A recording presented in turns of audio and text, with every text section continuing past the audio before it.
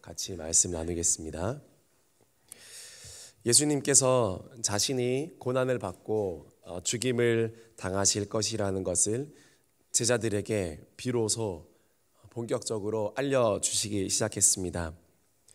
그리고 3일 만에 다시 부활하고 그리고 영광 받으실 것을 제자들에게 말씀했습니다. 예수님도 타이밍을 잘 보고 이제 그럴 때가 되어서 제자들에게 자기의 비밀한 그 사역을, 그러나 반드시 이루어야 할 사역을 이야기한 것입니다. 많이 기도하고 이야기했고, 공생애 시작할 때부터 하나님을 인지하고 하나님을 깨닫는 순간부터 예수님은 자신의 사명이 십자가에서 죽고 그리고 부활하는 그것을 알게 되었었습니다. 그래서 제자들에게도 그것을 이제는 드러내고 이야기한 것입니다. 그런데 그때 베드로의 반응이 오늘 본문에 나옵니다. 베드로가 어떻게 반응을 합니까? 말씀 보니까 22절에 이렇게 말씀하고 있습니다. 베드로가 예수를 붙들고 항변하여 이르되 주여 그리 마옵소서, 이 일이 결코 주께 미치지 아니하리이다. 예수께 항변하였습니다. 여기서 예수를 붙들고 항변하여 라고 말하는데요, 붙들다라는 말은 잡아 끌어서 한편으로 데리고 간다라는 그런 의미입니다. 여기서 항변하다라는 말도 있습니다. 이 말은 예수님께서 풍랑과 귀신을 꾸짖으셨다라고 말할 때 쓰인 단어와 같은 단어입니다. 한마디로 베드로가 예수님을 붙들고 항변했다라는 말은, 베드로가 예수님의 그 말씀을 듣고 나는 이제 십자가를 지러 올라갈 거고 죽을 거고 3일 만에 부활할 거야 라고 그렇게 자신의 사명을 이야기했는데, 베드로는 예수님의 몸을 잡고 뒤흔들고 이리 흔들고 저리 흔들고 그리고 예수님을 꾸짖은 것입니다. 그렇게는 안 됩니다. 못합니다. 못 가십니다. 이렇게 예수님을 붙잡고 뒤흔들고 끌고 갔다. 매우 베드로의 저항이 격렬했음을 보여주는 대목이라고 할 수 있습니다. 주여 그리 마옵소서, 꼭 그렇게 해야겠습니까? 꼭 그 길을 가셔야만 되겠습니까? 그것이 베드로의 마음이었다라는 것입니다. 그런데 사실 이 물음은 예수님이 마태복음 4장에서 사탄에게 받으셨던 질문의 내용과 매우 흡사한 것입니다. 마태복음 4장에서 예수님께서 광야에서 금식하시며 사탄에게 시험 받을 때 사탄도 예수님에게 쉬운 길을 권했습니다. 먹어라. 그리고 너의 능력을 천하에 드러내 보이라. 그리고 너가 나에게 고개만 까딱하면 십자가의 고통 없이도 이 세상을 구원할 수 있는 방법을 너에게 알려주겠다. 그것이 여러분 사탄의 속삭임이었고 예수님을 시험하는 시험거리였습니다. 그런데 오늘 이 베드로의 항변이 이와 매우 흡사한 것을 볼 수 있습니다. 주님, 꼭 십자가를 지셔야겠습니까? 주님, 꼭 그 고단한 길을 가셔야 되겠습니까?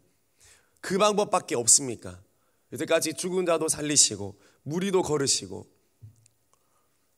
또 오병이의 기적도 일으키시고 많은 기적과 이적을 행하신 그 하나님께서 왜 이렇게 중요한 일에는 고지곳대로 정도로만 가려고 하십니까? 라고 베드로가 예수님을 붙들고 항변했다라는 겁니다.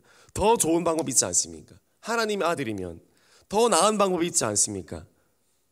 그렇게 베드로가 예수님께 항변했을 때 이것은 마치 마태복음 4장에 나왔던 그 사단의 소리, 그것과 다를 바 없었던 것입니다. 그래서 예수님이 무엇라 말씀하십니까? 우리 23절 말씀 우리 같이 읽도록 하겠습니다. 예수께서 돌이키시며 베드로에게 이르시되 사탄아 뒤로 물러가라 너는 나를 넘어지게 하는 자로다. 내가 하느님의 일을 생각하지 아니하고 도리어 사람의 일을 생각하는도다 하시고. 네, 이것이 예수님이 베드로에게 했던 말입니다. 베드로에게, 수제자 베드로에게, 사탄아 내 뒤로 물러가라. 너는 나를 넘어지게 하는 자로다. 네가 하나님의 일을 생각하지 아니하고 도리어 사람의 일을 생각하는도다. 그러니까 베드로가 예수님을 꾸짖으니까 예수님도 베드로를 꾸짖었습니다. 예수님도 항변했습니다. 사탄아 물러가라. 여러분, 사탄은, 우리 친구들, 사탄은요 이렇게 뿔 달린 그런 무서운 괴물이 아닙니다. 그런 게 아닙니다. 사탄은 어떤 존재의 이름을 말하는 게 아니라 그 성향을 말하는 말이 바로 사탄입니다. 그래서 사탄은요 이런 의미입니다. 어떤 일을 하지 못하도록 방해하고 막는 자, 또 방해꾼, 회방자, 대적자, 이게 사탄이라는 뜻입니다. 그래서 구약에 보면 블레셋 사람들이 다윗을 보고 사탄이라 말합니다. 왜요? 다윗이 뿔 달린 괴물이기 때문에 그렇습니까? 아닙니다. 블레셋을 대적하는 그런 강력한 존재가 다윗이기 때문에 블레셋 사람들의 눈에 다윗은 사탄인 거예요. 사탄은 어떤 이름이 아니라 어떤 성향을 가지고 있는, 회방하는 그런 존재를 통칭해서 사탄이라고 성경에서는 이야기하는 겁니다. 베드로는 인간의 일을 너무 생각한 나머지 자신도 모르게 예수님의 사역을 방해하는, 회방하는 그 자리에 서 있었던 것입니다. 그것이 바로 사탄의 자리입니다. 다른 것이 사탄이 아닙니다. 여러분, 우리가 하나님의 일에 방해꾼, 또 회방꾼, 대적자, 그런 자들이 되지 않기를 소망합니다. 사탄은 따로 있는 게 아닙니다. 하나님의 일을 내가 방해하고 그것을 막아버리면, 성령을 회방하면 그것이 바로 사탄입니다. 아무리 수제자라 할지라도 사탄이 되는 거고, 아무리 장로님, 권사님이라 할지라도 사탄이고, 목회자도 사탄이 될 수 있습니다. 하나님의 일을 내 열심으로 방해해 보십시오. 그거는 회방꾼이고 대적자고 방해자입니다. 사실 베드로의 생각은 얼마나 인간적으로 보면 예수님을 위하는 말이었습니까? 수제자로서 예수님의 신변과 예수님의 건강과 인간적으로 예수님을 안타까워하는 그런 나름의 애통함으로 나온 말이 아니겠습니까? 그러나 예수님은 그런 베드로의 항변을 단칼에 질책하고 꾸짖었습니다. 그래, 너가 나를 이해해주고 있구나, 고맙다, 그렇게 말하지도 않았습니다. 인간적인 것을 하나도 생각해주지 않고 하나님의 일에만 예수님은 관심이 있었습니다. 베드로의 항변대로 여러분, 만약 이런 일이 주님께 일어나지 않는다면, 예수님 십자가를 지시지 않는다면 아마 예수님께서 모든 인류의 죄를 대속해서 그 용서하는 일도 일어나지 않게 될 것이고, 부활을 통해 그분이 죄에서 승리하신 하나님의 아들인 것을 증명도 할 수 없게 됩니다. 결국 모든 인류가 죄 가운데 계속 신음하다가 모두가 죽어서 결국 지옥에 가야 됩니다. 이 얼마나 끔찍한 일입니까? 그런데 베드로는 결과적으로 이런 일을 옹호했던 것입니다. 그렇게 되라고 막 옹호했던 겁니다. 단편적으로 보면 예수님을 걱정한 거지만 영적으로 보면 구원 사역을 다 방해하고 예수님의 사역을 망가뜨리는 그런 모습이었습니다. 왜 그렇습니까? 하나님의 일을 생각하지 않고 인간의 정과 인간의 일과 인간의 생각들로 베드로가 여전히 가득 차 있었기 때문입니다. 열심은 있었지만 영적이지 않았기 때문에 예수님이 하고 있는 그 사역이, 예수님이 왜 죽으셔야 하는지 그것을 몰랐습니다. 그래서 저와 여러분은 하나님의 마음을 잘 알기 위해 기도하는 것이고, 의미 없는 열심, 하나님을 대적하는 열심이 되지 않기 위해서 우리는 오늘도 기도하며 하나님의 마음을 알아가야 될 줄 믿습니다. 하나님의 일은 무엇입니까? 예수님께서 그 뒤에 잘 말씀해 주셨습니다. 마태복음 16장 24절 말씀 같이 읽겠습니다. 이에 예수께서 제자들에게 이르시되 누구든지 나를 따라오려거든 자기를 부인하고 자기 십자가를 지고 나를 따를 것이니라. 이것이 예수님이 베드로에게 하신 마지막 답변입니다. 사탄아, 내 뒤로 물러가라. 누구든지 나를 따라오려거든 자기를 부인하고 자기 십자가를 지고 그리고 나를 따라야 된다. 이렇게 이야기했습니다. 여러분, 하나님의 일은 무엇입니까? 그러므로 하나님의 일은 무엇입니까? 첫 번째로 예수님이 생각한 하나님의 일은 자기를 부인하는 것입니다. 자, 자기를 부인한다라는 말은 무슨 말입니까? 하나님의 의도와는 다른 나의 의도를 말살시키고 그것을 주님께 복종시키는 것입니다. 오늘 베드로의 의도와 예수님의 의도가 부딪혔습니다. 어떻게 해야 되겠습니까? 베드로가 자신의 의도와 생각을 내려놓고 하나님의 예수님의 생각과 의도를 받아들여야 되는 것입니다. 그렇지 않으면 계속 방해하고 회방하고 하나님의 계획을 대적하게 되는 것입니다. 자기를 부인하는 것 또 어떤 것입니까? 그건 자기 목표가 없는 겁니다. 여러분, 세상은 자기의 목표를 가지라고 이야기합니다. 너의 목표를 가져. 큰 목표를 이루어라. 맞습니다. 그러나 예수님의 제자는 내 목표가 아니라 하나님 나라에 하나님의 목표가 있어야 된다는 것입니다.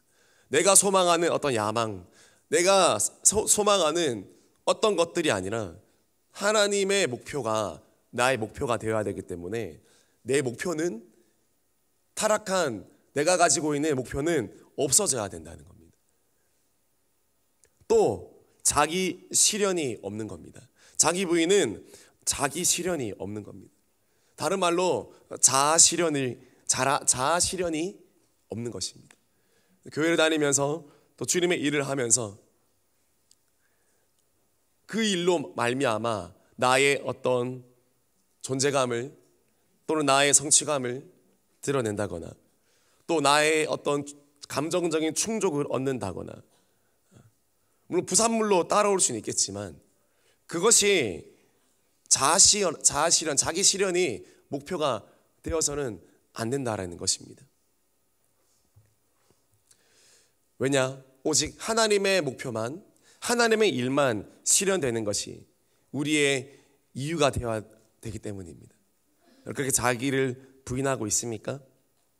또 자기를 부인하는 것 마지막은요, 십자가로 처리된 자아만 있는 거예요. 제가 앞서 자기 목표가 없다, 또 자기 실현이 없다라고 말씀드렸지만 그러나 십자가로 처리된, 십자가로 정죄된, 말씀으로 처리된 그 자아는 있어야 됩니다. 그래서 하나님의 영광을 드러내고 내가 말하는 것, 내가 생각하는 것, 그것이 예수님을 닮아 있어야 됩니다. 그 예수님의 자아가, 예수님의 또 다른 자아가 내 속에 있어야 됩니다. 내가 너 안에 거하고 너가 내 안에 거하라 라는 말은 너의 생각과 너가 하는 모든 말이 다 나와 같이 돼야 된다. 그러니까 베드로가 이건 완전 틀린 거예요. 예수님이 내가 십자가 지고 가겠다라고 말하면 베드로도 주님 저도 십자가를 지고 가겠습니다 라고 이야기를 해야지.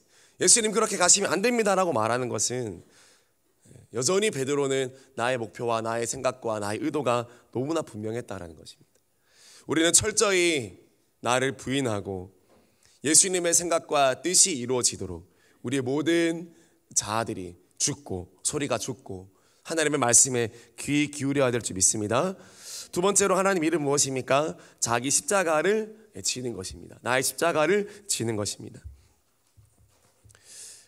내가 져야 할 십자가는 뭡니까? 내가 져야 할 영적인 책임을 지는 것입니다. 그것이 내가 져야 할 십자가입니다. 여러분 어떤 영적인 책임을 지셨습니까? 그것이 교사의 자리이든 또는 직분의 자리이든 또 어떻게 자리로 명명할 수 없지만 여러분이 있어야 할 그 자리가 있습니다. 누가 시키지 않아도 가 있어야 될 곳이 있습니다. 하나님이 가라 하신 곳이 있습니다. 그곳에서 내 자리를 잘 지키고 영적인 책임을 잘 지키는 것이 내 십자가를 지는 것입니다. 또 나에게 맡기신 사명을 완수하는 것, 그것이 나의 십자가를 지는 것입니다. 하나님 여러분에게 어떠한 사명을 주셨습니까? 그것을 버리지 아니하고 그것을 붙들고 가는 것이 십자가를 지고 가는 것이다 라고 예수님께서 말씀하셨습니다. 예수님은 자신의 십자가를 끝까지 지고 가셨습니다. 언제까지요? 죽기까지 그 십자가를 지고 갔습니다. 저와 여러분도 마찬가지입니다. 주님이 우리에게 주신 십자가, 이것은 내가 싫다고 벗어버리거나 마음에 들지 않는다고 던져버릴 수 있는 것이 아닙니다. 내 목숨이 끝나야 십자가도 벗는 것입니다.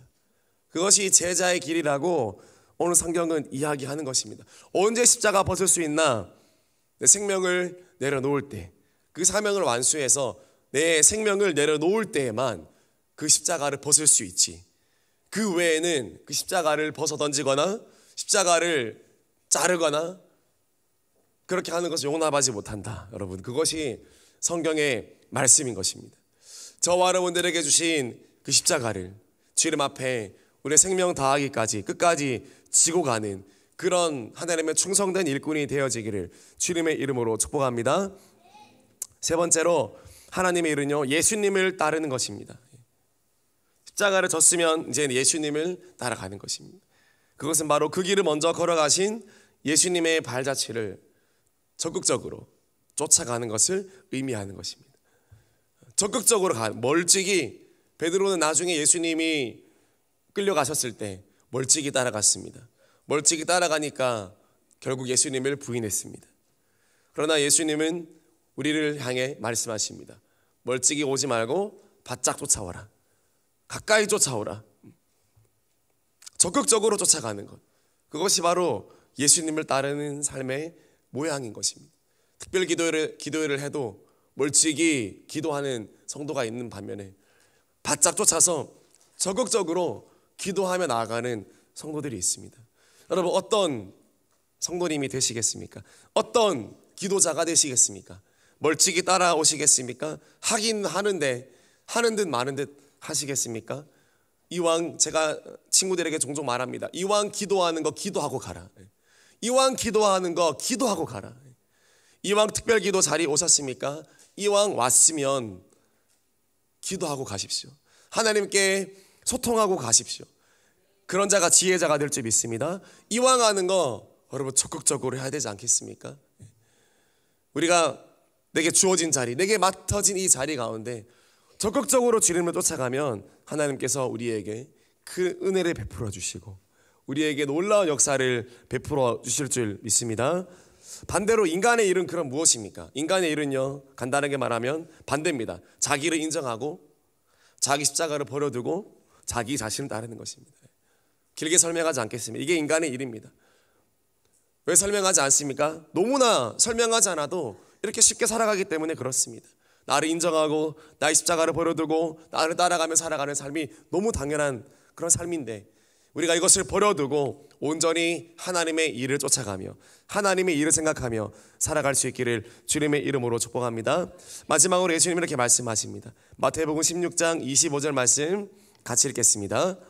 누구든지 제 목숨을 구원하고자 하면 잃을 것이요 누구든지 나를 위하여 제 목숨을 잃으면 찾으리라. 예수님 어떻게 말씀하십니까? 야 베드로야, 너 정말 죽을 줄 아니? 너 정말 내가 죽는다고 생각하니? 너도 나를 따르면 너 겁나니? 죽을까 봐 겁나니? 아니야. 나를 따라오면 결국 목숨을 얻게 된단다. 나를 따라오면 결국 생명을 얻게 된단다. 나를 따라오면 결국 행복해진단다. 예수님 그렇게 말씀하시는 것입니다. 제자로 살면 너무 힘든데 적당히 해야 되겠다. 내가 내 목숨을 좀 책임져 봐야 되겠다. 내가 내 인생을 좀 꾸려 봐야 되겠다. 목사님, 목자님, 목녀님, 제가 제 인생을 좀 살아보겠습니다. 여러분 그렇게 말하면 그 사람은 그 사람의 생명을 잃을 것이고, 그러나 제 목숨을 잃으면 무슨 말입니까? 제자로 살아보자. 내가 죽어도 주를 위해, 살아도 주를 위해 살아보자. 기껏 순종하는 거 내가 목숨 다해 순종해보자. 그렇게 결단하면서 풍덩 뛰어들었더니 어떻게 됩니까? 생명이 풍성해지고 오히려 생명을 찾게 되어지고 더 행복하게 되어진다라는 것입니다. 여러분, 정말 이순신 장군께서 말씀하신 말, 죽고자 하면 살 것이요 살고자 하면 죽을 것이다. 이거 원조는 예수님 아닙니까? 예수님이 이 말의 원조 아닙니까? 누구든지 죽고자 하면 살고 살고자 하면 죽고. 여러분, 제자로 살지 않으면 그 불행과 그 치루어야 할 대가가 너무 큽니다. 많은 경우 젊은 때의 혈기로 교회를 나갔다가 세상으로 갔다가 중년과 노년에 되어서 다시 교회로 들어오는 분들을 볼 수 있습니다. 왜 그럴까요? 내 인생 내가 구원해 보려고 했습니다. 내 인생 내가 찾아보려고 했습니다. 좋은 결혼을 이루어서요. 또 좋은 직장을 얻어서요. 또 좋은 나의 어떤 진로를 만들어서 내 인생 내가 구원해 보려 했지만, 그러나 인생 10년, 20년, 30년 살아보니까 너무나 큰 대가를 치루어야 했기 때문에 결국 하나님이 옳았구나, 결국 교회에서 하는 말이 옳았구나 깨달았기 때문에 그때서야도 돌아오는 것 아니겠습니까? 너무 그때에서 돌아오는 것도 감사하지만 여러분, 우리가 시간 더 허비하지 아니하고 제자로 살아가면 잠깐의 어려움과 수고로움이 있을 수 있지만 그 제자로서 받을 그 영광과 은혜와 보상은 여러분, 그것은 상상할 수 없는 하나님의 놀라운 축복인 줄 믿으시기를 바랍니다. 바울이 그렇게 수고한 이유도, 제자들이 그렇게 수고한 이유도 그 영광과 은혜가 무한하기 때문입니다. 여러분, 하나님의 일을 생각하는 예수의 제자가 되어지기를 주님의 이름으로 축복합니다. 이번 연말 연초 특별 기도회 가운데도 여러분, 제자입니까? 여러분, 제자입니까? 물으실 때 주님, 내가 제자로 살아가는 삶을 미루지 않겠습니다. 대흥교회 모든 성도님들은 제자로 살아가실 수밖에 없습니다. 그런데 두 가지 경우밖에 없습니다. 계속 미루고 있을 것인지, 아니면 바로 당겨서 오늘부터 살아가기로 결단할 것인지. 대흥교회 모든 성도님들, 제자로 살기를 미루지 아니하고 지금 결단하며 제자로 나아갈 수 있기를 주님의 이름으로 축복합니다. 그럴 때 하나님께서 여러분들을 통해서 놀라운 일들을 이루시고 여러분의 기도에도 응답해 주시고 축복해 주시고 하나님께서 함께 해주시는 은혜를 경험하게 될 줄 믿습니다. 기도하겠습니다. 자, 기도할 때 하나님, 내가 사람의 일이 아니라 하나님의 일을 생각하게 하시고 정말 하나님께서 하시는 모든 말과 뜻과 생각들이 주님, 나의 뜻과 나의 생각이 되게 하여 주시옵소서. 이 특별 기도회 때 하나님의 마음을 얻기를 원합니다. 이 특별 기도회 때 하나님의 생각이 내 생각이 되기 원합니다. 하나님, 내 뜻과 내 의도와 하나님 내 생각들이 가득 차 있었다면 이 특별 기도회 시간에 다 비워버리고 주님이 내게 무엇이라 말씀하시는지, 무엇을 버리라고 하시는지, 어떻게 따라오라고 하시는지 내가 명백히 듣고 있다면 온전히 순종할 수 있는 이번 기도회가 되게 하여 주시옵소서. 사실 여러분, 기도할 필요 없을 정도로 우리는 너무나 답을 알고 있습니다. 우리는 기도할 필요가 없을 정도로 무엇을 어떻게 해야 할지 우리는 알고 있습니다. 단지 미루고 있을 뿐입니다. 여러분 미루지 마시고 정말 하나님 말씀에, 제자가 되라는 말씀에 순종하면서 나아갈 수 있는 이번 특별 기도회가 되어지기를 주님의 이름으로 축복합니다. 하나님, 그 은혜를 나에게 허락하여 주시옵소서.